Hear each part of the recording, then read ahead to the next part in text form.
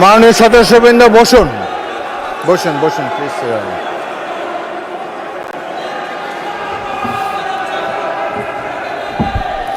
বসুন মাননীয় সদস্যবৃন্দ বসুন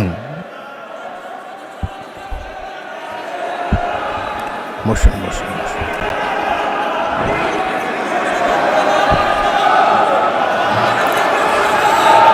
মাননীয় সদস্যবৃন্দ, মাননীয় বিরোধী দলের নেতা, আমি বলি তারপরে আপনি বলেন। মাননীয় সদস্যবৃন্দ, এটি আপনারা সবাই, মাননীয় সদস্য ফজলুর রহমান আপনি বসেন, বসুন আপনি বসুন, আপনার সুযোগ দেওয়া হবে বক্তব্য শেষ করার জন্যে। মাননীয় সংসদ সদস্যবৃন্দ, সারা জাতি দেখছে, লাইভ টেলিকাস্ট হচ্ছে, সবাই আপনারা নির্বাচিত সদস্য, এখানে সবাই জনগণের ভোটে নির্বাচিত সদস্য। আমি প্রতিদিনই বলি যে রুলস অফ প্রসিডিওর বইটা একটু পড়েন। যদি এই সংসদ যদি বিধি মোতাবেক পরিচালিত না হয়, এটি আর জাতীয় সংসদ থাকবে না। অতীতে জাতীয় সংসদ সম্পর্কে অনেক তিক্ত অভিজ্ঞতা আছে।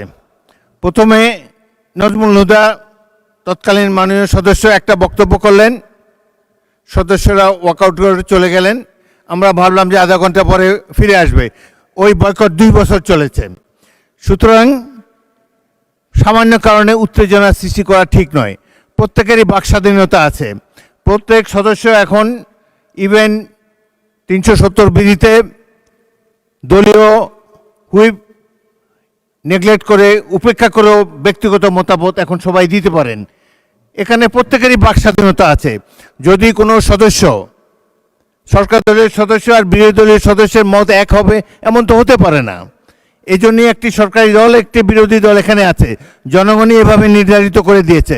যদি সরকারি দলের কোনো সদস্য তার বক্তব্যে আপনাদের আপত্তি থাকে, আপনারা এরপরে তো plenty of time is there, আপনারা তার বিরুদ্ধে তিনি যা বলেছেন সেই যুক্তি খণ্ডন করুন।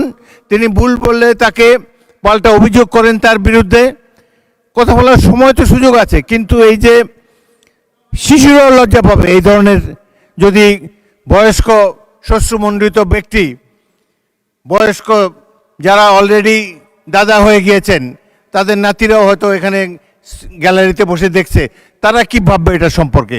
আরেকটি জিনিস হলো, সংসদের স্পিকার যখন দাঁড়ায় তখন এটি অবশ্য কর্তব্য সবাই এখানে বসে পড়বেন।